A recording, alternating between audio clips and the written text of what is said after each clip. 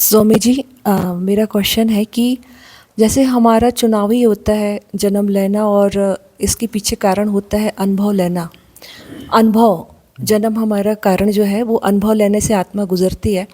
तो आखिर आत्मा ऐसी पर्याय क्यों चुनेगी जिसमें वो स्वयं को पागल के रूप में रखती है? तो उस अवस्था में तो कोई अनुभव ही नहीं होता आत्मा को। तो आखिर ऐसा चुनाव क्यों करती है आत्मा? हम्म। अच्छा, पागलपन को क्यों चुनती है आत्मा? क्या पागलपन आत्मा का चुनाव है?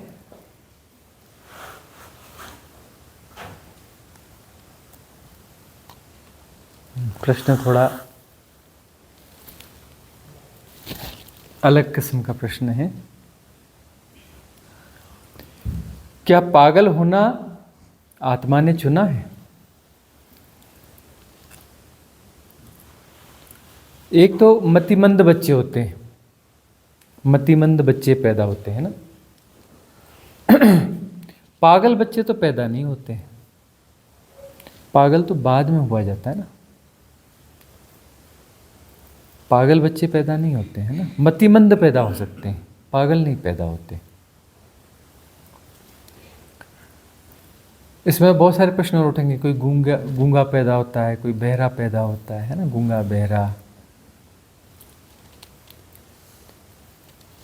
तो ये ऐसा चुनाव आत्मा करती क्यों है इस प्रकार का?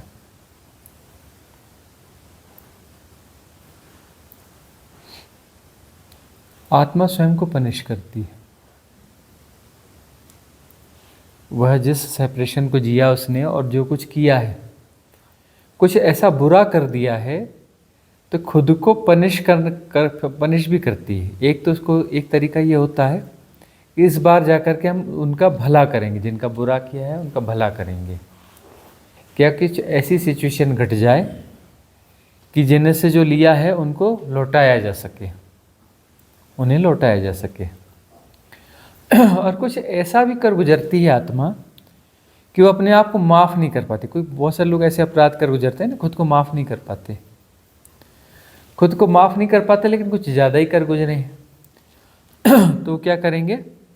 अपने आप को पनिश करने के लिए कुछ ऐसे भी रास्ते ढूंढेंगे कि गूंगे बहरे मतिमंद इस प्रकार से चुनेंगे अपने जन्म को, वैसा सृजन करेंगे अपने आप को पनिश करने के लिए, खुद को पनिश करने के लिए कि यह पनिशमेंट होना चाहिए। यहाँ हम अपने आप को बचाने की कोशिश करते हैं कि गलत भी कर दिया तो फिर अपने आप को बचाने की हम कोशिश करते हैं, जस्टिफाइड करते हैं। ठीक है ना, अपने गलत को जस्टिफाई करते हैं, बचाने की कोशिश करते हैं। लेकिन जब शरीर छूट जाता है, एसोसिएशन छूट जाता है, तब यहाँ जाके पता चलता है कि तो गलती हो गई, अपने आप को नहीं बचाना चाहिए था, उसी समय भोग लेना चाहिए था, जो भी भोग था उस समय भोग लेना चाहिए था। अब ऐसा लगता है उस आत्मा को कि हर बार ये नौटंकी होती है कि हम सोचते हैं कि अब इस बार हम अच्छा करेंगे, उनका हिसाब किताब क्लियर करेंगे, और करते तो हम कुछ नहीं हैं, करते तो हम कुछ नहीं हैं। वहाँ जाकर कोई और उल्टे काम करने लगते हैं, और समस्या बढ़ाने लगते हैं, और कर्म प्रारब्ध बनाते हैं। तो चुनेगी क्या? बोले ऐसे तो समझ में आ नहीं रहा है, गूंगे बहरे बन जाओ और इस तरीके से उनके बीच में रहो कि वो अत्याचार करें, अपना हिसाब किताब क्लियर कर लें, हम उनका प्रतिरोध न कर पाएँ और वो हमें हमारे साथ जो है अत्याचार करें। वो लोग जिन पे हमने अत्याचार किया है वो हमारे ऊपर अत्याचार करें, ताकि हिसाब किताब क्लियर हो जाए, और हम जो है निशक्त मतिमंद गूंगे बहरे बने रहें और जो है उसको सहते रहें, सहते सहते सहते हिसाब किताब क्लियर हो जाए। क्यों? क्योंकि यदि इसी इंटेलिजेंस के साथ और इसके साथ में वहाँ पैदा होंगे तो मामला गड़बड़ है। वहाँ तो हम अपने आप को बचा लेते हैं, बचा क्या लेते हैं, और जो जिनका हिसाब किताब पुराना बाकी है उसने 2 बातें कही तो हम उसको 4 बातें सुनाते, तो उसने कुछ थोड़ा किया तो हम उसको उठा के और पीट देंगे और मार देंगे और गड़बड़ गड़बड़ कर देंगे। तो समस्या हम बढ़ाते ही हैं, ऐसे किसी आत्मा को लगता है। तब जो है वो चुनेगी ऐसा कि गूंगे बहरे बन के पैदा हो जाओ, मतिमंद बन के पैदा हो जाओ, और दूसरे लोग उसे प्रताड़ित करें, वो लोग प्रताड़ित करें जिनको इसने प्रताड़ित किया है, तो हिसाब किताब क्लियर हो जाएगा। अब पागलपन की बात है तो पागलपन तो एक अलग चीज़ है, वो अलग किस्म का चुनाव। तो आदमी जीते जीते खुद पागल होता है ना, अपने कृत्यों से पागल होता है। पागल तो सब कोई है ही ना, किसी न किसी अंश में तो हर कोई पागल है, और पूरी दुनिया जो है पागल खाना है ना। फिर भी उन पागलों की स्थिति तो बहुत ही दयनीय रहती है। दैनिक तो खुद उनका चुनाव है ना। अब ये जो है पागल, तो अब कोई जो है 50% पागल है, कोई 40% पागल है, कोई 35% पागल है ना, और कोई 60% है, कोई 70% है, कोई 100% हो गया, कोई 90% है। ज़्यादातर तो खैर 60, 70, 80, 90% वाले ही होते हैं। 30-35% वाले तो बहुत रेयर होते हैं। 60-70% पागल तो लगभग बहुत कॉमन चीज़ है। 80%, 90% ऐसे पागल होते हैं लोग, एबनॉर्मल होते हैं। लेकिन वो एबनॉर्मलिटीज़ जो है कॉमन है ना, सभी लोग एबनॉर्मल हैं, तो एबनॉर्मलिटीज़ जस्टिफाई हो जाती है, जस्टिफाई हो जाती है ना, कि सभी लोग ऐसे इस तरीके से एबनॉर्मल है तो जस्टिफाइड हो जाता है। तो एबनॉर्मलिटीज़ बहुत ज़्यादा है। और अभी के युग में ये इंफॉर्मेशन टेक्नोलॉजी गार्बेज, जिसमें स्पिरिचुअल गार्बेज जैसी चीज़ें भी होती हैं, तो जो ये जो है इससे जितनी एबनॉर्मलिटीज़ हैं, इसमें कभी ऐसा भी हो जाता है कि वह आउट ऑफ ट्रैक हो जाता है। अपने पागलपन को उसका कुछ चेतन का हिस्सा कहीं ना कहीं थोड़ा मैनेज कर लेता है। अब वो चेतन मन जो है कमज़ोर हो गया, छोटा हो गया, और चेतन पूरी तरह से हावी हो गया, तो उसको हम पागल बोलते हैं। ऐसा पागल जो अपने पागलपन को मैनेज कर लेता है उसे हम सही कहते हैं। इस संसार में जो पागल अपने पागलपन को सांसारिक व्यवहारिक जगत में मैनेज करके चल सकता है, अपने पागलपन को मैनेज करके चल सकता है, तो उसको जो हम कहते हैं कि स्वस्थ है, जबकि है वो भी पागल, थोड़ा कम पागल है। और ऐसा पागल जो अपने कंट्रोल कर ही नहीं सकता, मैनेज कर ही नहीं सकता अपने पागलपन को, उसको हम पागल कह देते हैं। एक पागल है जो मन में उसकी बक बक बक बक चल रही है ना, बाहर नहीं चल रही है, मतलब मैनेज कर लेता है तो ठीक है, स्वस्थ कह दिया। एक पागल है जो मन की बक बक है उसके होठों से चल रही है, उसके बातचीत से चल रही है ना, उसका पागलपन उसके बाहर भी चल रहा है, तो उसे हम कहते हैं कि ये पागल हो गया। लेकिन पागल दोनों है, थोड़ा सा डिग्रीज का फर्क है। तो मतलब जो ये कहा जाता है कि हमारे कर्मा फिक्स हैं, ये सब चीज़ें फिक्स हैं, तो ऐसा सब कुछ फिक्स नहीं है, ये मतलब चेंज भी हो सकता है। अब जैसे कर्मास चेंज होंगे तभी तो आप मुक्त हो पाएंगे, यदि कर्मास चेंज नहीं होंगे तो मुक्त कैसे हो पाएंगे। और कर्मास चेंज होते हैं तभी उसमें क्या है, कुछ पतन भी हो सकता है, कुछ उत्थान भी हो सकता है। दिशा तो दोनों तरफ खुली रहेगी ना, एक दिशा थोड़ी खुली रहती है, दिशा खुलती है तो दोनों खुलती है, या उत्थान भी हो सकता है, पतन भी हो सकता है। कर्मास अप्रॉक्सीमेट फिक्स होते हैं, कॉमन मैन के फिक्स ही रहते हैं। उनके कर्मास जो है ना, उनके बारे में पूरा प्रेडिक्शन किया जा सकता है, इसके बारे में हमने बताया भी है। इसलिए ज्योतिष काम करता है। 99% लोगों के ऊपर जो ज्योतिष पूरी तरह से काम करता है। और कुछ लोग ऐसे रहते हैं जो बहुत बड़ा ज्योतिष है, यदि कोई वास्तविक सन्यासी है और ठीक ठीक सन्यासी है, वो बोलेगा मेरे हाथ देखो, तो ज्योतिष हाथ जोड़ लेगा। नहीं बोले आपका भाग्य नहीं बताया जा सकता। क्यों? क्योंकि आपका भाग्य तय ही नहीं है। आपका भाग्य तो आप खुद निर्मित कर रहे हो, आप होश में हो, आप होश में हो, आप जागरूक हो, आप तो अपना भाग्य खुद तय करोगे। ये जो लिखा है इसमें है, हाथों की रेखा ऐसा बोल रही है, सब ऐसा है, मस्तिष्क की रेखा बोल रही है, और जो है भृगु संहिता के हिसाब से या नाड़ी ज्योतिष के हिसाब से ये सब है, लेकिन यहाँ पे काम नहीं करेगा। इसका आंसर ये हुआ कि जो पागल हुआ है, जोर से बोलिए। वो जो पागल हुआ है वो अपने कर्मा के कारण हुआ है, ऐसा फिक्स कोई वो नहीं था उसका। हाँ, अपने कर्मास के कारण पागल हुआ है, लेकिन कुछ ऐसे कर्मास भी होते हैं ना कि जो वो अपना ऐसा उसके व्यवहार हैं, ऐसी कुछ चीज़ें हैं कि वहाँ पर हो जाता है उसके कुछ ऐसे कर्म जो पुराने जन्मों के कर्म नहीं, रिसेंट के जो कुछ कर्म ऐसे होते हैं ना, रिसेंट के कुछ ऐसे कर्म होते हैं जिनके कारण वो पागल भी हो सकता है और बुद्ध भी हो सकता है। दोनों चीज़ें हो सकती हैं। वे बुद्ध और पागल क्या है? एक ही चीज़ तो है ना, बस अलग अलग छोर हैं और क्या है ना? एक उत्तर है, एक दक्षिण है। बुद्ध और पागल क्या है? उत्तर और दक्षिण ही तो हैं। दोनों जो है, दोनों दिमाग के पार हो गए। दोनों ऐसे जो है मन के पार हो गए। पागल भी पार हो गया, वह भी पार हो गया। एक नीचे की तरफ पार हुआ, एक ऊपर की तरफ पार हुआ। बुद्ध और पागल में समानता तो है ना? नहीं है समानता। मन के पार दोनों हो गए। और मन यानी क्या है? मन का मतलब हम कह रहे हैं कि जो एक किसी प्रकार से बैलेंस बिठाल रहा है। बैलेंस उसमें है नहीं, लेकिन बिठाल रहा है ज़बरदस्ती का, उसको मन कहते हैं। तो एक जो है पूरा बैलेंस बिठाने से सीधे इस पूरी तरह से इम्बैलेंस हो गया, और एक पूरी तरह से बाहर हो गया, है ना? हाँ, अगला क्वेश्चन किसका है? प्रणाम स्वामी जी। अगर हम यही मान लेते हैं कि यहाँ पे सब जो साधक बैठे हैं इनकी सबकी पूर्व जन्म की साधना है, लेकिन अभी इस जन्म में वो कहाँ पे अटके हैं? यानी मैं मेरी बात बोलता हूँ कि मेरे को लगता है कि मेरी टॉप प्रायोरिटी साधना है, लेकिन मैं कहाँ पे अटका हूँ ये समझ में नहीं आ रहा।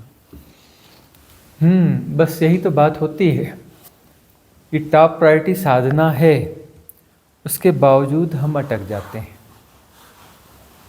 यदि न अटकते होते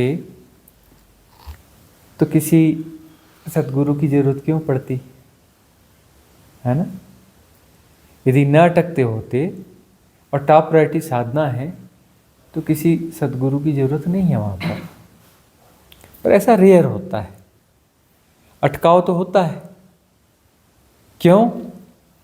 क्योंकि मन में यदि इंटेलिजेंस है कुछ, है ना, वह इंटेलिजेंस मुक्ति भी करेगी और वह इंटेलिजेंस फंसाएगी भी।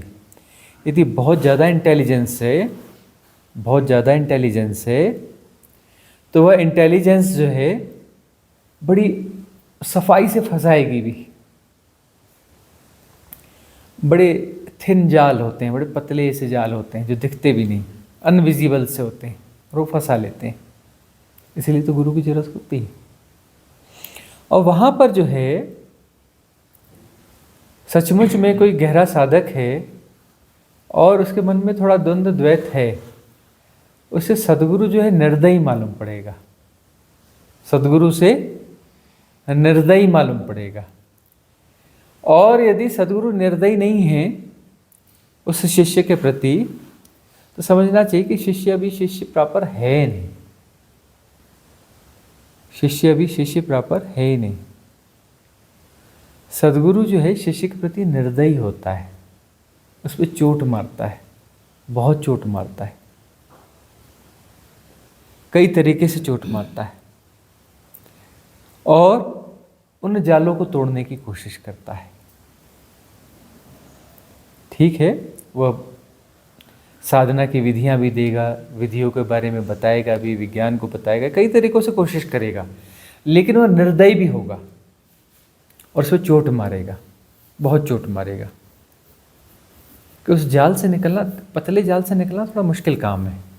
और यही वह समय होता है जहाँ पर जो है शिष्य छोड़ के भाग खड़ा होता है। शिष्य जो है सदगुरु को छोड़ के भाग खड़ा होता है। जब वह असली काम करने की बारी आती है, तो जब असली काम होता है उस समय शिष्य छोड़ के भाग खड़ा होता है। और यदि शिष्य डटा रहा, गुरु की निर्दयता को झेलता रहा, उसकी सारी नौटंकी वह झेलता रहा, तो संभव है कि वह जाल टूट जाएंगे और बिल्कुल अटपटा होगा। सदगुरु का व्यवहार बहुत अटपटा होता है। जैन परंपरा सुना है ना? ओशो ने काफी उसको वापस जिंदा किया, उस विज्ञान को कोशिश करी थी, लेकिन जो है वो बात बन नहीं पाई। एक तो यह भी हुआ कि उनके शरीर के साथ जो छिड़कानी हुई और शरीर उनको छोड़ना पड़ा। तो यदि उनके पॉइजन न दिया गया होता और वो कुछ साल रह जाते, तो वो उनका अगला टारगेट जैन ही था। जैन को पूरी तरह से जिंदा करना चाहते थे, क्योंकि उनको मालूम था कि जैन को फिर से जिंदा करना जरूरी है। और वैसी चोटें, अब उनके पास ऐसे लोग आ चुके थे जो उनके साथ गुरु मिसबिहेव करता, दुर्व्यवहार करता, चोटें मारता, निर्दयी होता, तब भी वो छोड़ के जाते नहीं। ऐसे क्वालिटी वाले शिष्य इकट्ठे होने शुरू हो गए थे। लेकिन जो है गड़बड़ी हो गई, नहीं तो अगला उनका जो सब कुछ था जैन सिस्टम ही था। उस जैन सिस्टम में बहुत ज़बरदस्त तरीके से उनका काम करना था उस पर उनको। उसमें जो है बिल्कुल अटपटे तरीके से काम होते हैं, बिल्कुल अटपटे तरीके से काम होते हैं। एक्चुअली जो रियल गुरुकुल है वहाँ पर बहुत कुछ अटपटा होना चाहिए, इसके समझ के बाहर होना चाहिए। जो इसकी समझ में आ गया वो इसको सुधार ही नहीं सकता। भाई खोपड़ी की समझ में आ गया तो फिर वो आप बदलोगे कैसे? बदल सकते ही नहीं हो। बदलोगे खोपड़ी की समझ में आ गया तो? कुछ ऐसा करता है सदगुरु जो आपकी खोपड़ी में समाता ही नहीं, अटपटी सी बात करता है, कुछ अटपटी सी हरकतें करता है, कुछ अटपटा सा करता है जो आपकी खोपड़ी उसे समझ नहीं पाती, उसे समझ नहीं पाती, उसका कुछ अर्थ नहीं निकाल पाती, और जो है मन ठहर जाता है। या तो प्रतिरोध करेगा या ठहर जाएगा। गुरु तो कोशिश करेगा कि प्रतिरोध के बजाय ठहर जाए, हालांकि रेजिस्ट तो करता है मन। इसलिए सदगुरु के प्रति बहुत ज़्यादा संदेह उठते हैं। और जो ऑर्डिनरी गुरु होते हैं ना, बड़ा मीठा बोलते हैं, बड़ा सिंपल से, सीधे सीधे से, उनके प्रति बड़ा प्रेम होता है। उनके जो वो रहते हैं ना, जो भी उनके हिसाब से शिष्य हुए, शिष्य तो खैर बड़ी घटना है, उनके आसपास जो लोग होते हैं और शिष्य मानते हैं अपने आप को, वो शिष्य नहीं है, क्योंकि वहाँ गुरु भी नहीं है, शिष्य भी नहीं है। तो फिर जो है बड़ा मीठा बोलते हैं, अच्छा बोलते हैं, या करते हैं, वहाँ पर भीड़ बहुत मिलेगी आपको और सब कुछ सुव्यवस्थित और अच्छा मिलेगा। लेकिन वहाँ जो है कुछ भी बड़ी बात नहीं होती, वहाँ एनलाइटनमेंट की कोई संभावना नहीं होती। वहाँ पर एनलाइटनमेंट वहाँ घट नहीं सकता है। एनलाइटनमेंट घटने के लिए तो बहुत कुछ उल्टा पुल्टा टेढ़ा मेढ़ा सब करना पड़ता है। जैन टेक्निक्स जो है उल्टी पुल्टी टेढ़ी मेढ़ी अटपटी ऐसी होती हैं, और उसके बाद ही संभावना बनती है कि वह जो थिन से जाल हैं, पतले से अनविजिबल से जाल हैं, वो टूट पाएँ। और वह जब टूटेंगे तभी आत्मज्ञान घटेगा, तभी बुद्धत्व घटेगा। इतना आसान नहीं है। तो सदगुरु को फ्री हैंड देना चाहिए, फ्री हैंड देना चाहिए कि वो अटपटा करेगा, उल्टा करेगा, पुल्टा करेगा, कुछ भी कर सकता है। वह मार सकता है, पीट सकता है, गालियां दे सकता है, आलोचना कर सकता है, खिंचाई कर सकता है, उपेक्षा कर सकता है ना, सबके सामने जलील कर सकता है, बहुत कुछ कर सकता है। बुद्ध महावीर ने भी क्या नहीं किया, बोलते जा क्या करना। बहुत सारे से सदगुरु है, बोलते जूता निकाल अपना, अपने आप को मारते जा और गालियां देते जा और गांव में घूम के आ। क्या बोलते थे? अपना जूता उठा, अपने आप को मारते जा और अपने आप को गंदी गंदी गालियां दे और पूरे गांव में घूम के आ, सबके सामने।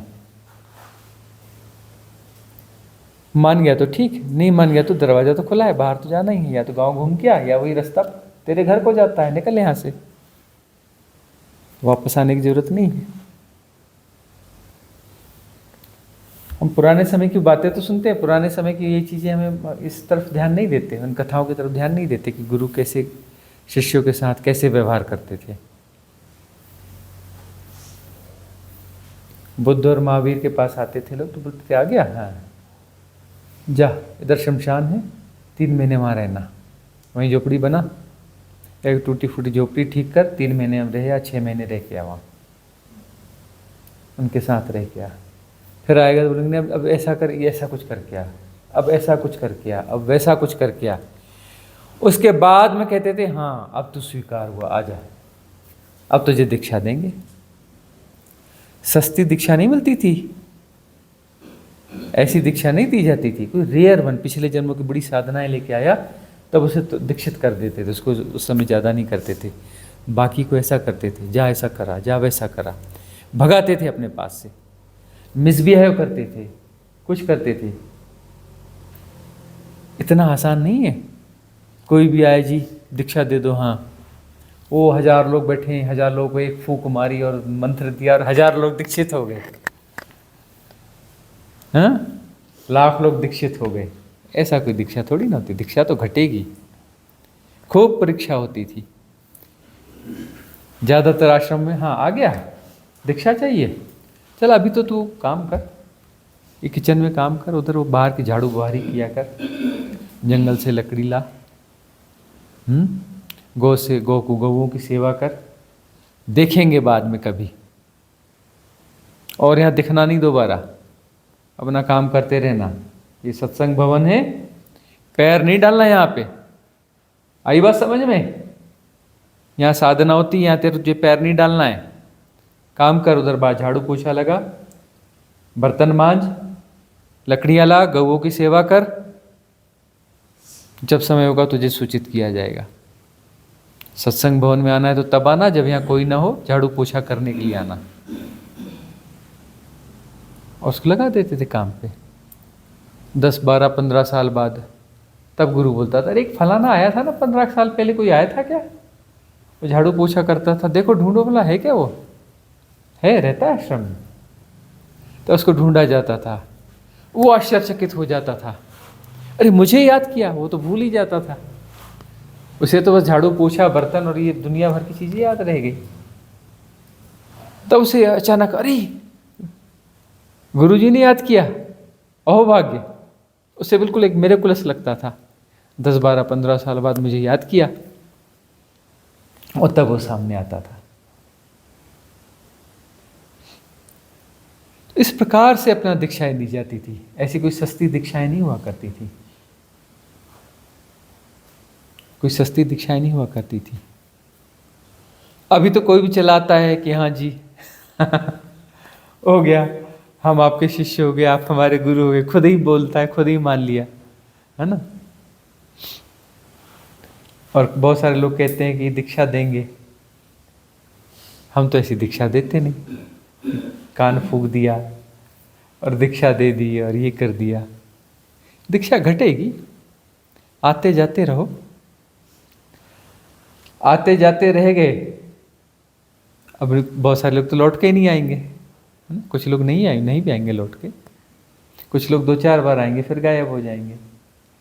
आते जाते रहेंगे, मिलते जुलते रहेंगे, कहीं संयोग बनेगा, साधना चलती रहेगी, चलती रहेगी, चलती रहेगी, पात्रता विकसित होती रहेगी, और तब घटेगी, दीक्षा घटेगी, कीमत चुकानी पड़ेगी। सस्ती दीक्षा किसी काम की होती भी नहीं है। सस्ती दीक्षा जो है ना, किसी भी काम की नहीं होती है।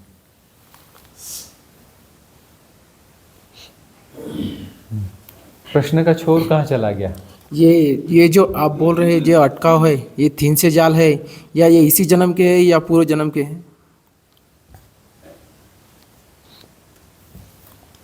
पूर्व जन्म के भी हो सकते हैं ना, कि पूर्व जन्म में भी साधना करते करते वहीं अटके थे। एक लेवल तक तो आदमी वो साधक जो चला जाता है एक लेवल तक ना। हाँ, लेकिन स्वामी जी, यानी साधक कैसे समझे कि हम पुराने जन्म के पैटर्न से अटके हुए, या इस जन्म के नए पैटर्न है वो हमें अटका रहे हैं?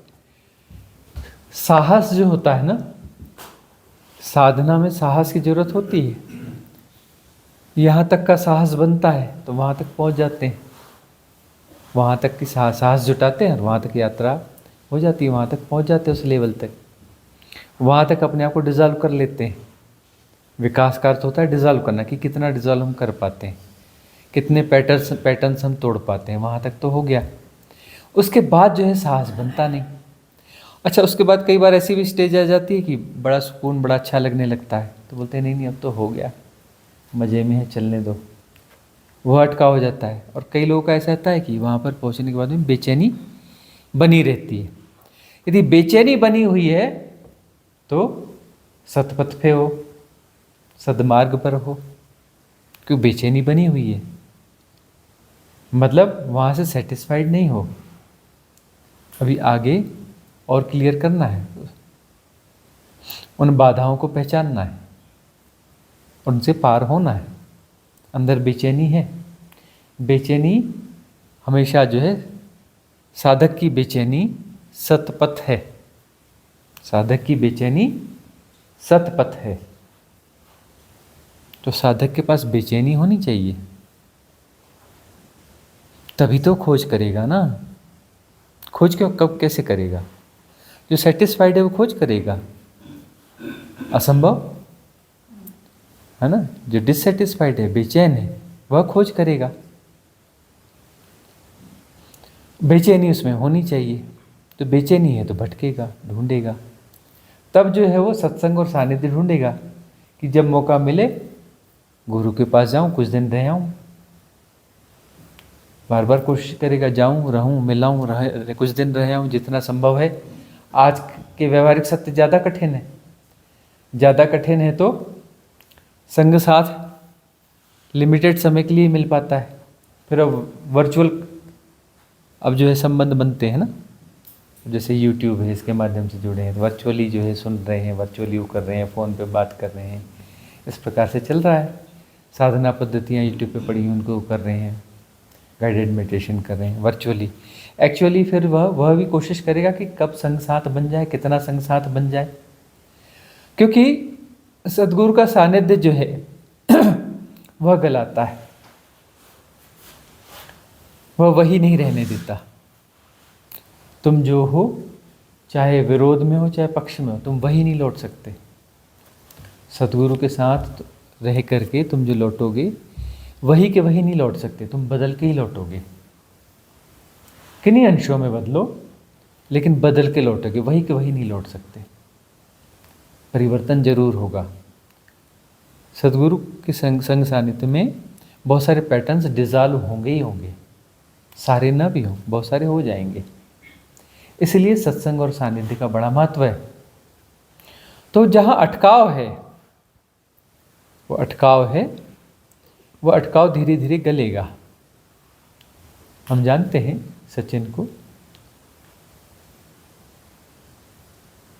ये ऐसे साधक हैं जिनको हम ईमानदार साधक कह सकते हैं, जिनकी साधना में ईमानदारी है, जिनकी साधना में कंटिन्यूटी है, सहजता है, सरलता है, और स्वीकार्यता भी है कि यदि कोई कमी है तो स्वीकार करने का साहस भी है कि यह कमी है। तो बेचैनी जो है ना, इस बेचैनी से घबराना नहीं, ये बेचैनी तो अच्छा लक्षण है। यह बेचैनी अच्छा लक्षण है कि अंदर बेचैनी बनी रहती है उसके बावजूद, और अटकाव दिख रहा है, और अटकाव स्वीकार भी किया जा रहा है कि हम अटक रहे हैं कहीं ना कहीं। ये बड़ी बात है ना। तो स्वीकार भी नहीं करते कि हम अटक रहे हैं कहीं, तो अटकाव दिख रहा है, स्वीकार भी किया जा रहा है, लेकिन टूटेगा, टूट जाएगा, और तोड़ने की कोशिश है। ये सारा प्रयास जो है उसको तोड़ने का ही तो प्रयास है ना। हर तरीके से हम पैटर्न तोड़ते हैं ना।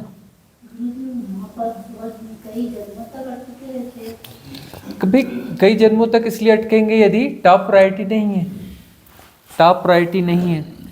और सद्गुरु कौन है? जो तुम्हारी प्रायोरिटियों को बदल दे। साधना को तुम्हारी टॉप प्रायोरिटी मिले, ऐसा इन्फ्लुएंस पैदा करे, वह भी तो इन्फ्लुएंसर ही है। सद्गुरु कौन है? वह भी तो इन्फ्लुएंसर है ना, इन्फ्लुएंस कर रहा है ना, लेकिन किस दिशा में? वह कह रहा है कि साधना को टॉप प्रायोरिटी बनाओ। धन टॉप प्रायोरिटी है, यहीं छूट जाएगा। संबंध, अरे यहीं छूट जाएंगे। क्या टॉप प्रायोरिटी बनाए हो? अरे किनके पीछे पड़ो, ये सब धोखा दे देंगे तुमको। वो टॉप प्रायोरिटीज की धज्जियाँ उड़ाता है, धज्जियाँ उड़ाता है, और तब धीरे धीरे वो समझ पैदा करता है, विवेक पैदा करता है कि टॉप प्रायोरिटी क्या होनी चाहिए। टॉप प्रायोरिटी साधना होनी चाहिए, यह समझ पैदा करता है। और सचमुच में टॉप प्रायोरिटी हो गई मतलब सुपात्रता हो गई, और जो सुपात्र है उसे तो सब मिल ही जाएगा। कोई कहे कि मैं सुपात्र हूँ और मुझे जो है भरा नहीं गया, मेरे पात्र को भरा नहीं गया, असंभव है। जो हमारी पात्रता है वो हमें मिल जाता है। और सद्गुरु क्या करता है? पात्रता को विकसित करता है, भरता हुआ थोड़ी ना है। भरने का तो नियम है ही, पात्रता जैसे ही विकसित होगी भर दिया जाएगा। जितनी जितनी पात्रता विकसित होगी उतना उतना भर दिया जाएगा, उतना उतना भर दिया जाएगा। सवाल पात्रता को विकसित करने का, और सद्गुरु का इन्फ्लुएंस जो है पात्रता को विकसित करने का है, साधना को टॉप प्रायोरिटी बनाने का है। ठीक है ना? तो पात्रता के विकास में जो भी बाधाएं हैं, जो भी मैट्रिक्स क्रिएटेड हैं, उनको वो तोड़ रहा है, और उनको तोड़ रहा है। तो पात्रता के विकास के साथ क्या होता है? सुपात्र जब होते हैं, पात्रता का विकास होता है तो मृत्यु का भय पैदा होता है। भाई सारे जो एसोसिएशन से वह तोड़ रहा है ना सद्गुरु, उन्हें एसोसिएशन के कारण पात्रता विकसित नहीं हो पा रही है ना। संबंध हैं और ये जो दूसरे इन्फ्लुएंसेस हैं, धन के, राजनीति के, धर्म के, इसके उसके, वह जो है पात्रता को जबरदस्ती फिल किए हुए है ना, और वह उन्हें काट रहा है। तो वह वैकेंसी आएगी, वैकेंट होगी वह जगह, वैकेंट होगी तो वह पात्रता क्या हो जाएगी? पात्रता विकसित होगी, खालीपन बढ़ेगा। उस खालीपन में जैसे ही खालीपन आएगा तो राजनीति की जगह क्या आ जाएगा? धर्म आ जाएगा। कौन सा धर्म? असली धर्म। नकली धर्म की जगह असली धर्म आ जाएगा, संबंधों की जगह धर्म आ जाएगा, धन की जगह धर्म आ जाएगा, है ना। कहाँ कहाँ कितने मोह है, सब जगह से कट कट के सब जगह वास्तविक धर्म आ जाएगा। तो उन्हें काट रहा है। उन्हें काटने पर कई लोगों को लगता है ये हमें ही काट रहा है गुरु, कि तुम हो कौन? तुम तो जोड़ ही नहीं चीज़ों का हो, और तो गुरु काट रहा है तो तुम्हें लगेगा तो हम ही मार रहा है। अब गुरु का काम ही मारना, और तुम्हारे टुकड़े टुकड़े करके तुमको मिटा देगा, मार डालेगा तुमको। गुरु तुम्हें छोड़ेगा नहीं, है ना। सतगुरु तुम्हें मार डालेगा। वही सतगुरु है जो मार डाले। सतगुरु कौन है? जो मार डाले। सतगुरु सदा मृत्यु सिखाता है। क्या सिखाता है? मृत्यु, है ना। और फिर क्या बोलते हैं सतगुरु? मरो हे जोगी मरो, मरो मरण है मीठा, तिस मरणी मरो जिस मरणी गोरख मरी दीठा। मृत्यु को महिमा वर्णित करते हैं। जिस मरने से जग डरे मेरो मन आनंद, जिस मरने से जग डरे मेरो मन आनंद, कब मरी हों कब भेटी हों पूर्ण परमानंद। पूर्ण परमानंद तो पूर्ण मृत्यु से ही मिलेगा ना। गड़बड़ी क्या है? अधूरे अधूरे मरते हो, ठीक से मरे ही नहीं कभी। अरे यही तो सिखा रहे हैं कि कैसे मरते हो भाई, ये कोई मरने का ढंग है? मरने का ढंग है? अरे ठीक से मरो। आधे अधूरे मरते हो, अंशों में मरते हो। पूरे मरो, बराबर मरो, 100% मरो, ठीक से मरो। ठीक से मरोगे तभी आनंद आएगा, तभी आनंद घटेगा। तब कब मरी हो कब भेटी हो पूर्ण परमानंद। पूर्ण परमानंद से मिलने के लिए पूर्ण मृत्यु भी तो चाहिए। पूर्ण मृत्यु जब होगी तभी तो पूर्ण परमानंद मिलेगा। आधी अधूरी मृत्यु से थोड़ी ना मिलेगा। ठीक से मरना है। गुरु जो है मृत्यु ही सिखाता है और कुछ नहीं सिखाता, मार डालता है तुम्हें। और जो सचमुच में शिष्य बनने की पात्रता है वह अपना शीश कटाने के लिए खड़ा हो जाता है कि काटो मेरा शीश, मार डालो मुझे। सतगुरु के पास खड़ा होता है कि मुझे मार डालो, मैं शीश देने के लिए तैयार हूं। और वही शिष्यत्व के काबिल होता है। बाकी तो ऐसी भीड़ आती जाती रहती है, आती रहती है, जाती रहती है। ठीक है ना। तो पूर्ण जो साधक है, जिसमें शिष्यत्व की पात्रता है, वह गलने मरने के लिए तैयार है। उसे मालूम है कि सदगुरु बहुत कुछ करेगा, उल्टा करेगा, सीधा करेगा, अटपटा करेगा, ऐसा करेगा, वैसा करेगा। शीश झुका के रखना है, सब स्वीकार है। संदेह मन में उठेंगे, मन संदेह उठाएगा, उसके बावजूद डटे रहना है। मन बोलेगा भाग यहाँ से, भाग यहाँ से, भाग यहाँ से, गड़बड़ है, मेरी उपेक्षा हो रही, मेरी बदनामी हो रही, मुझे गालियाँ दी जा रही, मुझे ऐसा किया जा रहा है, मेरे साथ मिसबिहेव हो रहा है। तो क्या होगा? मन बोलेगा ये सदगुरु नहीं है, गड़बड़ है, यह गुरु गड़बड़ है, भाग यहां से। अरे तुझे जैसा का तैसा संभाल के रखेंगे। क्यों रखेंगे तुझे जैसा का तैसा संभाल के भाई? तो ऐसे जैसा का तैसा तो तू था ही, अपने घर में था, तू तो था ही ना जैसा का तैसा। तो जैसा का तैसा होने के लिए यहां क्यों रह रहा है? तो गुरु का सानिध्य जैसा का तैसा नहीं रहने देता, बदल देता है। लेकिन गुरु ढूंढता रहता है कब मौका मिलेगा। जैसा का तैसा नहीं, मिटा ही दूंगा, बचाऊंगा ही नहीं, छोड़ूंगा नहीं, टुकड़े टुकड़े नहीं करूंगा, पीस के चटनी बनाऊंगा, चटनी बना के भी फूंक मार के उड़ा दूंगा, गायब कर दूंगा, छोड़ूंगा नहीं कहीं। तो गुरु का काम क्या है? मिटाना। सारे एसोसिएशन तोड़ेगा।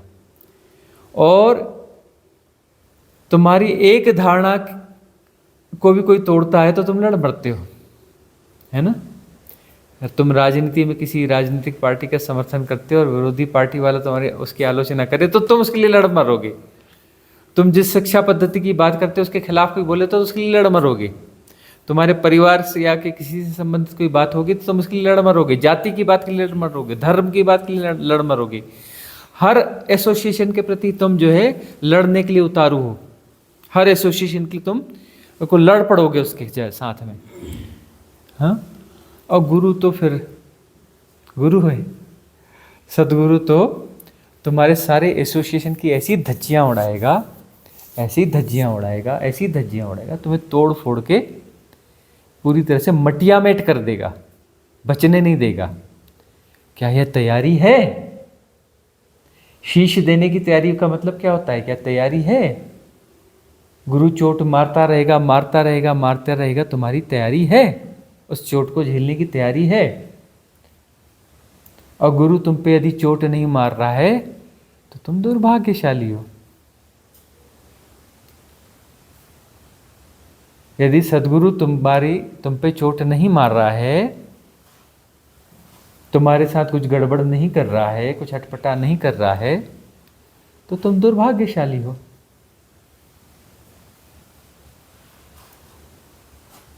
जिसे चुनेगा सदगुरु, जिसे चुनेगा उस पर चोट करेगा, उसकी वाट लगा देगा। और वही क्षण है, या तो शिष्यत्व घटेगा या फुर भाग जाओ दुनिया में, किसी दूसरे गुरु को ढूंढो जो बड़े प्यार से पुचकारेगा, बड़े प्यार से रखेगा, है ना? बड़े प्यार से वही सीधी सादी बातें करेगा, नैतिकता वाली। झूठ नहीं बोलना चाहिए, सबसे प्रेम से रहना चाहिए, दान करना चाहिए, है ना? राम नाम जप करना चाहिए। वाह, कितना प्यारा गुरु है ना? कितना प्यारा गुरु है। जीव जंतुओं को भी आहार देना चाहिए, है ना? अरे एक 5वीं का बच्चा लाओ, मैं इससे अच्छा उसे प्रवचन करवा के बताता हूँ। उससे पूछो सच बोलना सही है कि झूठ बोलना? बोलेगा सच बोलना सही है। लाओ 5वीं क्लास के बच्चे को, सारे आंसर सही देगा। देगा कि नहीं देगा कल्पेश जी? हाँ, बोले जानवरों को भोजन कराना सही है कि गलत है? दान करना सही है कि नहीं? 5 साल के बच्चे को खड़ा करो, सब बता देगा। लेकिन जो मूर्ख साधक है वो ऐसी जगह जाएगा कि कोई गद्दी पे बैठा है, गुरु है, और वो बोल रहा है झूठ नहीं बोलना चाहिए। सच बोलना चाहिए। वो बोलता है वाह वाह, सतगुरु जी ने क्या बात करी। दान करना चाहिए, जानवरों की सेवा करनी चाहिए, है ना। बोलेगा वाह वाह, क्या गुरु जी हैं। अरे मूर्खानंद, इतना बड़ा हो गया, ये चीजें तुझे पता नहीं। नैतिक शिक्षा का पाठ पहली कक्षा से पढ़ाया जाता है, उसमें नहीं था तब माँ बाप तुझे पढ़ाते थे। अभी तक याद नहीं हुआ तुझे कि झूठ नहीं बोलना चाहिए, सच बोलना चाहिए, दान करना चाहिए, प्रेम पूर्वक रहना चाहिए। ऐसा गुरु चाहिए, जाओ ऐसे गुरु के पास। स्कूल के बस्ते में 4 किताबें और डाल देगा, अगले जन्म में स्कूल का बस्ता थोड़ा और भारी हो जाएगा, है ना। A for apple, B for bye. करना है तो ऐसे गुरु के पास चले जाओ। गुरु तुम्हारे साथ मीठा मीठा है तो तुम दुर्भाग्यशाली हो। गुरु को तुम्हारे साथ अटपटा होना चाहिए। गुरु का डंडा तुम्हारे सिर पे बजना चाहिए। गुरु का डंडा तुम्हारे सिर पे बजना चाहिए। वह बजेगा तभी बात बनेगी, तभी बात बनेगी। अटकाव तो है, अटकाव तो आता है, तब जो है जाके सरेंडर करना पड़ता है कि आ गए हैं, तोड़ो फोड़ो मिटाओ, अटक रहे हैं हम, तोड़ो फोड़ो, मार डालो हमें। सरेंडर है, सरेंडर है, सरेंडर सरेंडर, सब बोलते हैं समर्पण समर्पण समर्पण। पता है समर्पण का मतलब? समर्पण का मतलब गुरु रोज वाट लगाएगा, दिन रात वाट लगाएगा, और उसके लिए तैयार रहना पड़ेगा।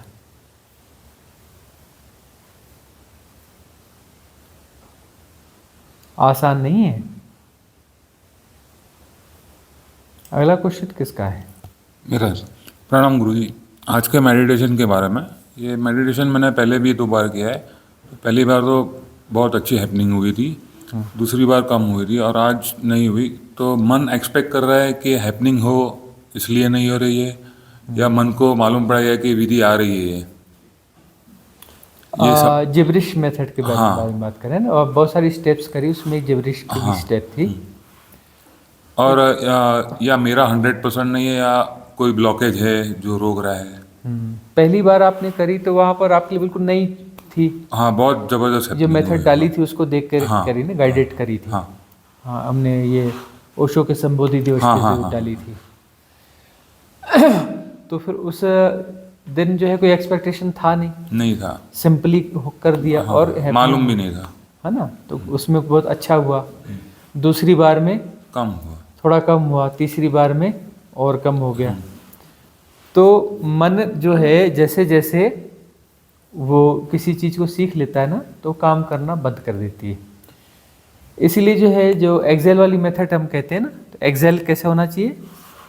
बिल्कुल इमीडिएट, बोलते ही हो जाना चाहिए, या ख्याल आते ही हो जाना चाहिए। उसमें टाइम गैप नहीं मिलना चाहिए। टाइम गैप हो गया तो समय आ गया। तो मन क्या है, उसको फिर से वो करता है। इसलिए हम जिब्रिश के बारे में, जब भी आप जिब्रिश का वो देखेंगे तो बाकी जैसे जिब्रिश करते हैं ना, तो 4, 5, 6 शब्दों को दोहराते रहते हैं। ये क्या जिब्रिश है? नहीं है। बोलता है लो लो लो लो लो लो लो लो लो लो लो, ये कोई जिब्रिश है? नहीं है। अरे भाई, आप हिंदी भाषा बोल रहे हो तो हजारों शब्दों का इस्तेमाल कर रहे हो ना। हम तो बोल रहे हैं जिब्रिश। जिब्रिश में हजारों कैसे, लाखों शब्द हो सकते हैं। जिब्रिश में तो ज़्यादा शब्द होंगे ना। और ऐसे शब्द बोलने हैं जिन शब्दों का कोई अर्थ नहीं होता, जो आपके लिए निरर्थक हैं, ऐसे शब्द बोलने। पर मन को तो समझ में आ गया है कि ये अननोन शब्द ही आने वाले हैं। नहीं नहीं नहीं नहीं नहीं, मामला यह नहीं। मामला यह है कि जिब्रिश करते वक्त जो है, आप जिन शब्दों का उच्चारण कर रहे हैं वो शब्दों की संख्या ज़्यादा नहीं है। तो मेरा 100% नहीं है, मतलब 100% नहीं है, शब्दों की संख्या ज़्यादा होगी, होते होते होते 100% करेंगे तो लगभग 3 4 5 मिनट लगते हैं, 3 मिनट 4 मिनट या 5 मिनट लगते हैं। उसके बाद में अंदर से फ्लो चालू हो जाएगा, फिर हो रहा है।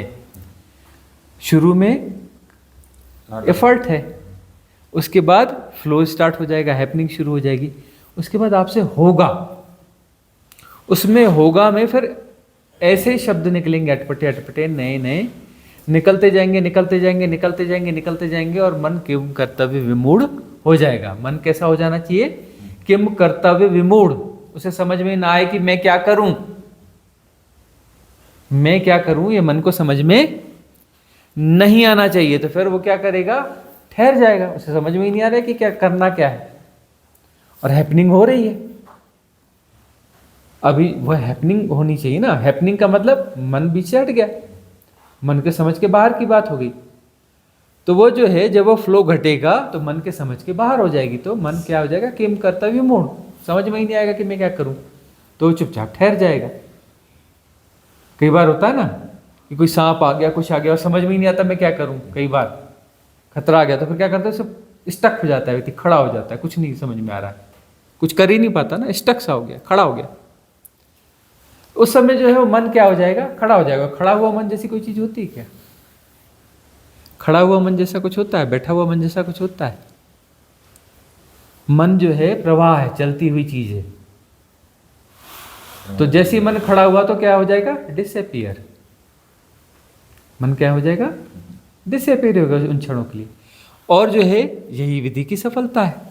तो जिब्रिश में जो है फिर फ्लो आएगा, और जब फ्लो आएगा उठपटांग सब ये चलता रहेगा 15-20 मिनट 25 मिनट जैसा भी है। उसके बाद में जैसे ही स्टॉप हो जाते हैं, जैसे ही स्टॉप हो जाते हैं, स्टॉप तो हो गए, स्टॉप हो गए, उस स्टॉप के साथ में मन शुरू नहीं हो पाता। मन को शुरू होने में बड़ा समय लगता है, क्योंकि समय के बाहर हो गए हो, समय को पैदा होना पड़ेगा। तो उसमें क्या होता है? समय को जैसे पैदा होना पड़ेगा, मतलब समय वहां पे अभी है नहीं, तो गैप होगा, वो उस गैप में क्या हो गया? ध्यान घट गया, हैपनिंग होगी, ध्यान की हैपनिंग हुई, अमनी दशा आ गई, है ना, नो माइंड आ गया, अमनी दशा आ गई। इसलिए जो है ओशो ने भी इसको जो नाम दिया ना, नो माइंड, मतलब जिब्रिश की कोई थेरेपी डेवलप करी, उसको नाम दे दिया नो माइंड। वहाँ पे जो है अमनी दशा हो जाती है, अमनी दशा घट जाती है।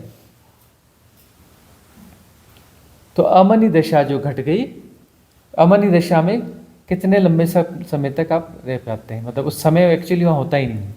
ये इस रिलेटिविटी से देखें, समय वाली रिलेटिविटी से देखते हैं, तो मतलब एक काफ़ी लंबे समय उस पीरियड तक आप हैं वहाँ पे। तो ग्लिम्स आ गई। यदि एक बार ग्लिम्स आ गई है आपको, तो फिर साधना गति पकड़ेगी, फिर साधना लौट नहीं सकती। अच्छी खासी लंबी ग्लिम्स आ चुकी है, तो साधना लौट नहीं सकती। और इसमें यदि पूरे उसके साथ किया जाए, पागलपन के साथ किया जाए, पूरा पागलपन निकलना चाहिए, एंगर निकलना चाहिए, सब निकलना चाहिए। इसलिए इसको जंगलों में जाके करना चाहिए। हम जो है बहुत छोटी उम्र थी हमारी, हम जंगलों में जाकर ऐसा कुछ भी किया करते थे, कुछ भी ऊटपटांग हरकतें किया करते थे, लेकिन 100% करते थे, आधा अधूरा हमने किया नहीं, करते थे 100%। और यही था नियम कि जो जाता था वो लौटता नहीं था, बदल के ही आते थे, बदल के ही आते थे।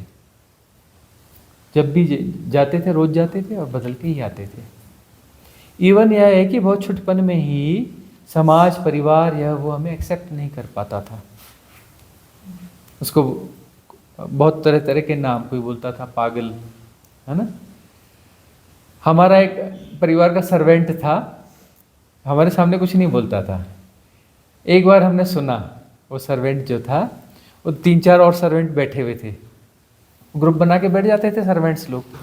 तो एक ग्रुप में वो सर्वेंट बैठे हुए थे और ये उनसे पूछ रहा था, अरे वो पंचर दिमाग आया कि नहीं हमारे बारे में, कि वो पंचर दिमाग आया कि नहीं आया। कोई बोलता है पागल, कोई बोलता है कुछ, है ना। और साधक को यदि पागल ना समझा जा रहा हो, साधक को सावधान होना चाहिए, उसकी साधना ठीक नहीं जा रही है, गलत जा रही है।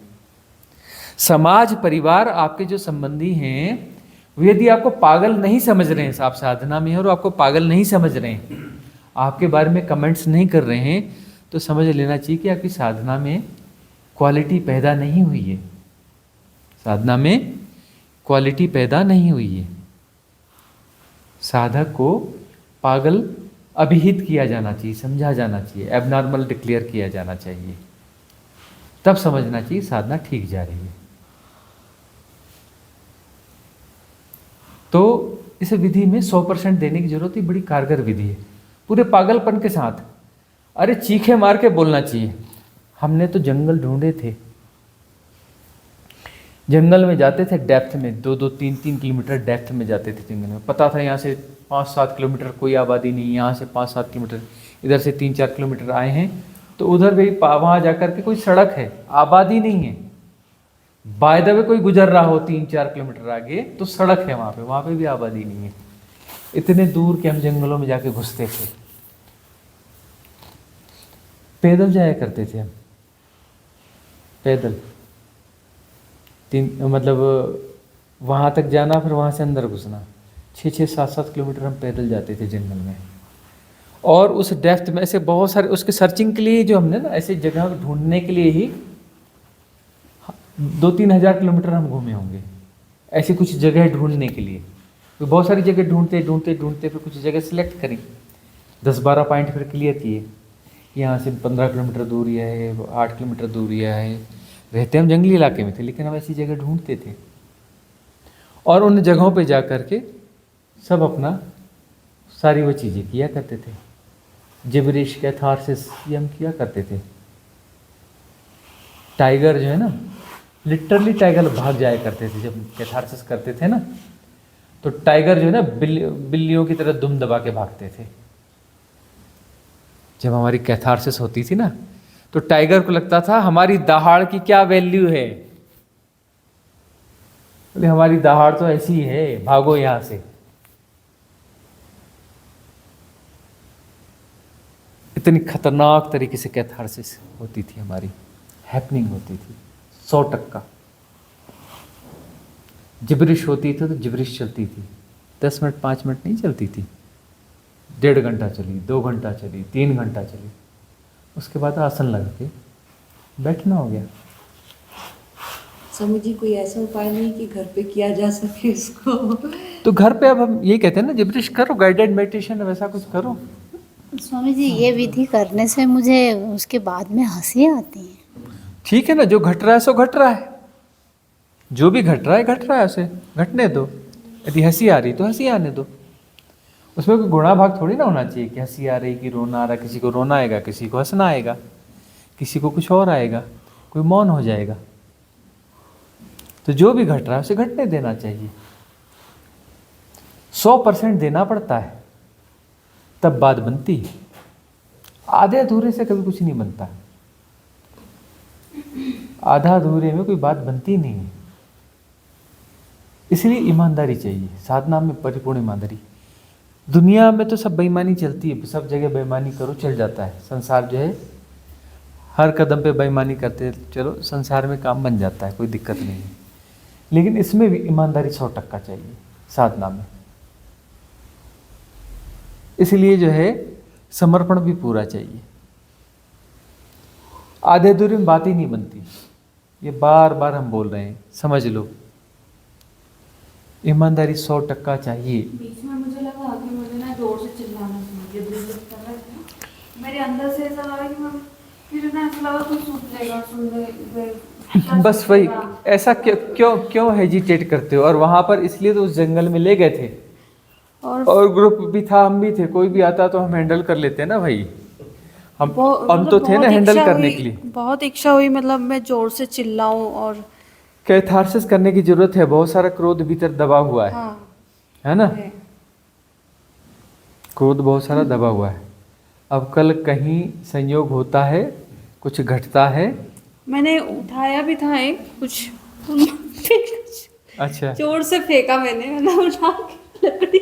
हाँ, तो क्रोध जो है दबा हुआ तो है, मेरा वो पता नहीं फिर हाँ, निकालने की जरूरत बहुत है। कुछ लग रहा था कि करूँ ये करूँ। अब यही है कि जैसे कुछ लेकर के गद्दा ही है, यहाँ पर लगे गद्दे को मारना कूटना चालू करो, चीखना चिल्लाना चालू करो।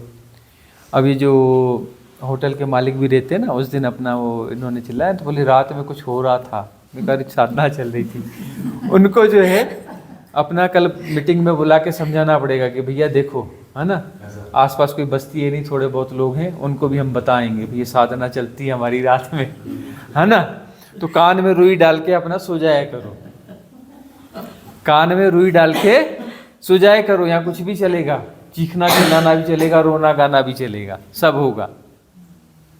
ये इनको जो है इनकी मीटिंग लेनी पड़ेगी हमें।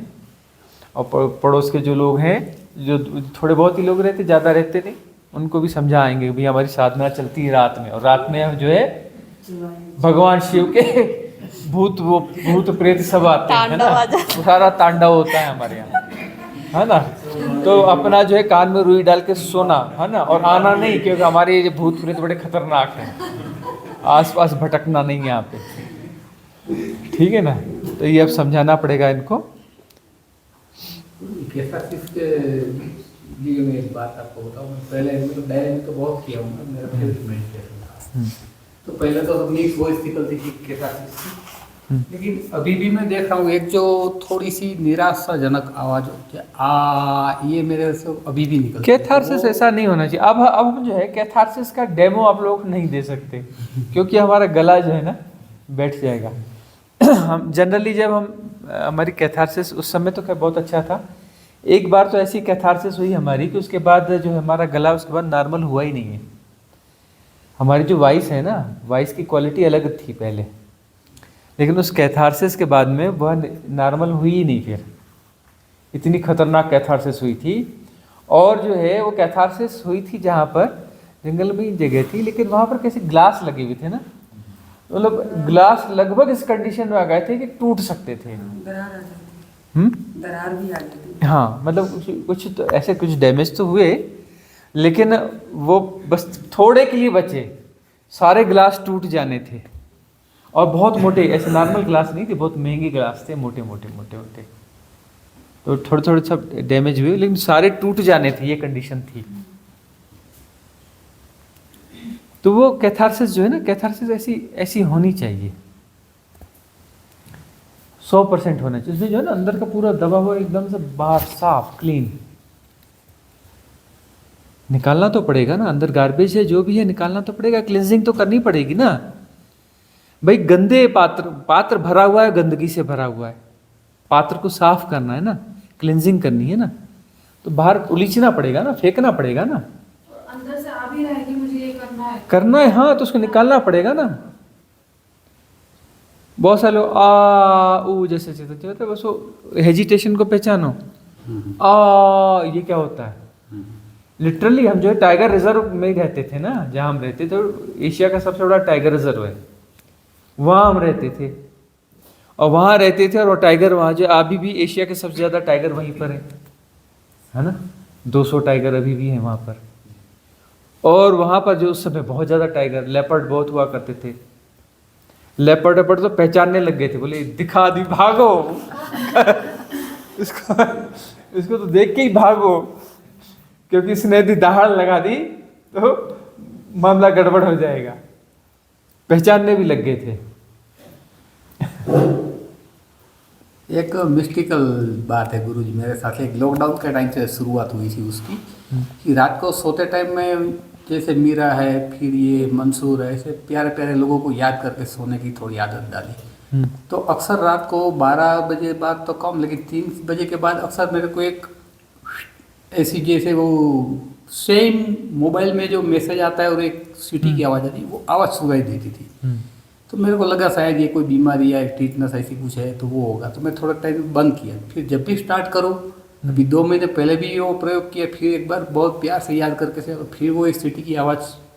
और अक्सर ऐसा होता था कि मेरी जैसे ही नींद खुली, मैं तय नहीं कर पाता था कि सीटी की आवाज़ से मेरी नींद खुली कि मेरी नींद खुली और मेरे को तुरंत सीटी सुनाई दी। ये क्या मिस्टेक?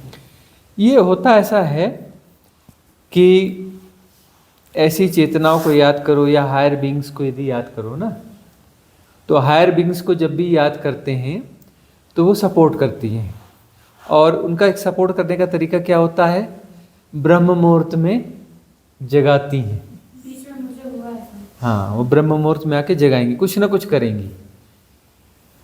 बिल्कुल उसी समय ऐसा क्या होगा कि रजाई में कोई, आपके पलंग में कोई खटमल है ही नहीं, और पता नहीं कहाँ से कौन सा एक खटमल आएगा और जोर से पैर में काट जाएगा आपके, और उसको जो है गद्दों को धूप में निकालो, चेक करो, स्प्रे करो, कहीं कोई खटमल मिलेगा ही नहीं आपको। 100 कोशिशें कर लो, पूरा पलंग बदल लो, गद्दे बदल लो, कुछ कर लो, और जो है सुबह सुबह होगी उसी समय एक खटमल आपको फिर आके काट जाएगा। किसी को कोई आवाज़ आ जाएगी, किसी को कोई हिला देगा, है ना, किसी के सिर पे कोई हाथ रख देगा, कहीं कुछ करेगा। कोशिश करते हैं, जागो साधना की बेला हो गई, जागो साधना की बेला हो गई, ऐसे जगाने की कोशिश करती हैं। तो इजोटेरिक सपोर्ट सिस्टम काम करता है ना। 2:30-3 बजे ऐसा हाँ। पता नहीं क्यों अचानक से नींद बीच में हुआ, फिर बंद हो गया। वो हो जाता है इसलिए कि उठो और साधना करो। बैठती ही नहीं। हाँ। साधना में बैठने के लिए जो इजोटेरिक सपोर्ट सिस्टम कोशिश करता रहता है। हम तो अपना शुरू ही ऐसे करते हुए, कुछ भी हो जाए, कितनी भी प्लानिंग कर लो, आधी रात तक तो हम ऐसी जगा देते हैं। और जो कैथार्सिस सिस्टम जो है कई बार वो घर में ही हो जाता है, तो वो निकल जाए उन घर वालों के ऊपर। नहीं, ये तो समझदारी वाली बात ही नहीं है ना, वो तो गलत है। ये तो समझदारी वाली बात ही नहीं है। तो उसके बाद उसका कैसे ठीक करें? भाई कैथार्सिस सही जगह पे करोगे तो गलत जगह पे निकलेगा ही नहीं। भाई घर में जब कोई ना हो तब गद्दे तकिए ले लो और निकालो, उस पे मारो, कूटो, गालियां दो, अच्छे से निकालो। थोड़ी देर करोगे, नकली नकली करोगे, फिर असली फ्लो आ जाएगा, फिर कमांड के बाहर हो जाओगे, और कमांड में आना नहीं है, फिर बाहर ही बने रहो। खूब चीखोगे, चिल्लाओगे, मारोगे, कूटोगे, गंदी गालियां भी निकल सकती हैं, घबराना नहीं, है ना। इमेजिन करो किस किस का चेहरा याद आ रहा है ना। इसी हस्बैंड को बड़े प्यार करती हूँ ना, इसी हस्बैंड को 1000 बार गालियां देने का मन हुआ है। मैं ओपन नहीं दे देती हूँ। हाँ। मैं अंदर रखती ही नहीं हूँ। जो भी आता है ना सारे हम ऐसे मतलब घर के अंदर कोई जैसे 4 लोग हैं, तो अगर चाहे बच्चे भी बैठे हैं तो उनको पता कहते हैं अभी थोड़ी देर तो लड़ेंगे, फिर उसके बाद फिर इकट्ठे बैठे हुए मिलेंगे। पर हाँ, मैं मेरी तरफ से ही ज्यादा रहता है, पर वो बहुत सॉफ्ट है। वो कहते हैं अभी देर ही है, इसका निकल जाएगा, अपना ठीक है, वो फिर भी चुप रहते हैं। मेरी तरफ से ही ज्यादा रहता है। तो मतलब आपके अंदर ज्यादा भरा हुआ है, मतलब अगर तो उसको निकालने की जरूरत है। इस तरीके से पूरा निकलेगा नहीं ना, ये अच्छे से निकालो ना। क्या है कि गालियां दे पाते हो, मार तो पाते नहीं हो, मारते भी हो क्यों? वो एक्चुअली ना हम बचपन के दोस्त हैं। अच्छा। हम ना आपस में एक दूसरे को हस्बैंड वाइफ समझते ही नहीं है। हाँ हाँ हम एक दूसरे को फ्रेंड समझते हैं। हम ना बचपन के ही दोस्त हैं, 3rd 4th क्लास के ही थे। हाँ। तो मौका पड़ा तो नहीं कर देते हैं हम। वो फिर भी नहीं कुछ कहते, मेरी तरफ से भी हो जाता है, पर फिर भी मेरी सारी चीजें दिक्कतें ना मेरी तरफ से ही रहती हैं। मतलब और फिर वो फिर हंसते भी हैं, सारे ही मिलके हंसते हैं, कहते अभी थोड़ी देर पहले तो ऐसे हो रहे थे, अब बैठिए, फिर बुलाएगी भी सही, फिर बैठेंगे, काम भी करेंगे, सारे मिलके गेट टुगेदर भी होगा। चलो ठीक है, लेकिन ये जो है ना, ये अब इसमें गौर से देखो कि ये विशियस सर्कल चल रहा है। ये चीज़ 1000 बार हो गई ना, 1000 बार हो गई, और 1001वीं बार भी होगी, मतलब बात बन नहीं रही है ना। मतलब ये राइट कैथार्सिस नहीं हुआ ना, तो राइट कैथार्सिस होगा बड़ा खतरनाक वाला आपका। तो आप जो है घर के दरवाजे बंद करके उसका अलग गद्दा रखो, अलग तकिया रखो, उस पर रखो, ज़मीन पे बिछाओ, और फिर जो है तब उस पर निकालो, ठीक है ना। या तो एक बढ़िया जो है अच्छी क्वालिटी का वो मजबूत सा कपड़ा खरीदो, अच्छी कॉटन खरीदो, उसका पुतला बनाओ अच्छा सा, उसमें नाक कान मुंह सब बनाओ, ठीक है ना। हो सके तो हस्बैंड का फोटो लेकर के उसका काट कर किसी में चिपका दो, उसको गालियां दो, मारो, कूटो, ये करो, सब करो, निकालो। हाँ हाँ, तो बड़ा टेडी बियर अच्छा सा ले आओ। हाँ हाँ, बस चेहरे पे जो है एक बड़ा फोटो ला करके चिपका दो। स्वामी जी क्या पता अच्छे के लिए हो रहा हो, उन्होंने वैराग्य लेना हो। ये भी बात है। ये भी हो सकता है। हाँ, कोई जरूरी थोड़ी है, तो वो छोड़ेंगे ही अक्सर, तो हाँ। सोचेंगे मैं तो चलो परमात्मा का नाम लेता हूँ। पर सपोर्ट भी तो करते हैं ना, मेरे को तो कहते हैं तेरे को जाना है तू चला जा, तेरा सारे इंतजाम कर देते हैं, जा भी, हम तो तेरे को मना करते नहीं। अब रहेगी तो गालियां देगी उसे, अच्छा चले जा। 10 दिन के लिए तो मुक्ति मिल गई। अभी आप दोबारा फोन करोगे ना कि 10 दिन बढ़ा लूं क्या, हस्बैंड बोलेंगे बिल्कुल। चिंता नहीं करना। आपने गुरु जी एक चीज़ जो बताया ना कि गूंगा बेरा अपने कर्म काटने के लिए जन्म लेता है, वो हिसाब से तो उसका एक मतलब तो ये नहीं हुआ कि ऐसे लोगों को हमें बीच में नहीं, अच्छा उसका अच्छा करने के लिए भी बीच में नहीं जाना चाहिए। हाँ, उनके बीच में जाना ही नहीं चाहिए। देखिए, बहुत सारी चीज़ों को हम ठीक से समझ नहीं पाते हैं ना। जैसे भगवान महावीर ने कहा ना, उन्होंने क्या कहा कि कोई व्यक्ति यदि किसी गहरी तकलीफ में भी है तो उसकी हेल्प मत करो, क्योंकि वो अपने कर्म प्रारब्ध काट रहा है। यदि उसकी हेल्प कर दोगे तो फिर उसका कर्म प्रारब्ध अधूरा रह जाएगा, उसके लिए फिर से उसको जन्म लेना पड़ सकता है। तो हालांकि इसका फिर मिसयूज हो जाता है, वो किसी विशेष घटनाओं के लिए होता है। वैसे तो प्रति संवेदन से जीना चाहिए, प्रति संवेदन से ऐसे जीना चाहिए कि उस समय हमारे भीतर जैसा घटे, हमारे भीतर यदि उसको मदद करने का भाव आ रहा है तो कर गुजरना चाहिए, गुणा भाग नहीं लगाना चाहिए। लेकिन उसमें आशय यही था कि कई जगहों पर हमें बीच में नहीं पढ़ना चाहिए। अंदर से भी आता है कि नहीं पढ़ना है तो मत पढ़ो, और कई जगह से आता है कि यहाँ पढ़ना है तो पढ़ जाओ। अंदर की आवाज़ को सुनना चाहिए, अंदर की आवाज़ को फॉलो करना चाहिए। कुछ लोग हैं तो भावनाओं से जीते हैं, मतलब जैसी भावना आ गई फिर वैसे ही मतलब काम करने, मतलब रिएक्शन देता है उनका बाहर लोगों से, फैमिली से, तो वो सही रहता है। प्रति संवेदन से जीना, ये हम बार बार बताते हैं, प्रति संवेदन से जीना, कि वहाँ जैसा रिएक्शन होना है वैसा हो जाए, कोई गुणा भाग नहीं लगाना। क्योंकि मैं भावना में ना बहुत ज़्यादा अभी तो कम हो गया, पहले बहुत ज़्यादा बह जाती थी ऐसे, तो ऐसा फिर वो ऐसा लगता था अरे मैं ज़्यादा क्यों बह जाती हूँ, गलत ही हो जाता है। ठीक है, जैसा हो रहा है होने। तो अब अवेयरनेस बढ़ रही है, अवेयरनेस बढ़ रही है तो फिर बहुत सारी चीज़ों में ऐसे भावनाओं में बह करके ऐसे रिएक्ट कर रहे हैं। रिएक्ट करने से बहुत सारी श्रृंखलाएं भी तो बन रही है ना। वही ना कि फिर ऐसा लगता है कि गलत हो रहा है, फिर मुझे ऐसा नहीं करना चाहिए, वो अपोजिट में उसके आ जाए। करना ये चाहिए कि गद्दा तकिया लेके कैथारसिस करना चाहिए। वही है मेरा अंदर। हाँ, उसको मारो, कूटो, गालियाँ दो। उसमें ऐसा रहता है अंदर, वो दबाव अब भरा हुआ सबके मन में रहता है, फीमेल मेल नहीं, मेल फीमेल सबके मन में रहता है। निकालना चाहिए, कैथारसिस की सबको ज़रूरत है, सबको ज़रूरत है। वो जगह भी तो नहीं मिलती ना ऐसी खाली की, मतलब अरे भाई, अपना कमरा बंद करो और लोगों को बता दो, है ना। 2-4 दिन बात करेंगे, दिमाग खराब हो गया है, पागल हो गई है, तो समझना कि सर्टिफिकेट मिल रहा है, मतलब रास्ता ठीक है। मिल गया वो सर्टिफिकेट। हाँ, तो मतलब रास्ता ठीक है, हम साधना में जा रहे हैं। ये सर्टिफिकेट तो बहुत ज़रूरी है। तो फिर अपना करना चालू करो। हफ्ते 10 दिन 15 दिन होगा, 15-20 दिन में 21 दिन होता है। 21 दिन के बाद क्या लोग एक्सेप्ट करना चालू कर देते हैं। फिर उसके बाद जो है उनको इसके बारे में समझाना ही नहीं है, अपना करते चलो करते चलो। 3-6 महीने बाद पड़ोस वालों को समझाते हैं, अरे नहीं नहीं, बड़ी कोई वैज्ञानिक विधि है, वो करती है, वो बड़ा साइंटिफिक है, वो वही फिर पॉजिटिव बोलना चालू कर देते हैं। कि हमारे अंदर चेंजेस देखेंगे ना, एकदम शांत हो गए पहले से, अच्छा फिर जो है वो खुद अपना दूसरों को समझाना चालू कर देंगे। थोड़ा शांति है, ये दिख रही है। तो अपनी साधना करते रहना चाहिए। जो बाहर में चल रहा है ना, उसको मैनेज करने की कोशिश नहीं करना चाहिए। विरोध में माहौल बनता है, उसको मैनेज करने की कोशिश नहीं करना चाहिए। धीरे धीरे वो अपने आप अंडरस्टैंडिंग आ जाती है उनमें, और वो वही लोग फेवरेबल हो जाते हैं जो विरोध में ना, वो फिर समर्थन में आना चालू हो जाते हैं। क्योंकि साधक को समझने वाले लोग आसान नहीं ना, साधक को समझ पाए, बहुत रेयर वन समझ पाते हैं। फिर नियर एंड डियर क्या कहते हैं, समझ नहीं भी पाते हैं तो एक्सेप्ट तो कर ही लेते हैं कम से कम।